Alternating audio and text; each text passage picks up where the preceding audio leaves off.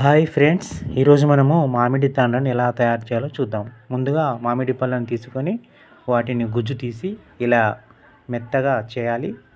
రాని పక్షంలో మిక్సీలో వేసుకొని జ్యూస్లా తయారు చేసుకోవాలి. తయారు చేసుకున్న మామిడి పళ్ళ జ్యూస్లో కొంచెం బెల్లం కూడా కలుపుకోవాలి. అందులో కొంచెం ఇలాచి పొడి కలుపుకొని స్టవ్ మీద వేడి చేసినట్టయితే అది మొత్తము పాకం వచ్చేస్తుంది.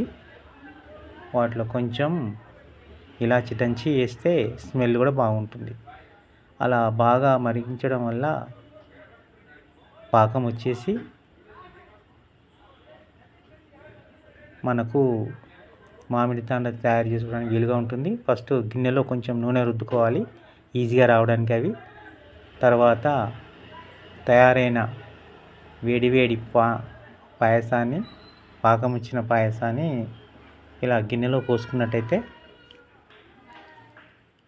అవి చల్లారిన తర్వాత మామిడి తాండ్రగా అవుతుంటాయి.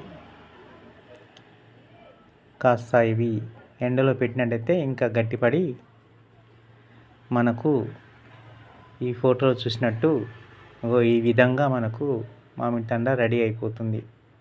ఇవి నిల్వ ఉంచుకొని మనకు అప్పుడప్పుడు తినడానికి పుల్ల పుల్లగా తీయగా ఉంటుంది. మీరు వాడండి ఫ్రెండ్స్.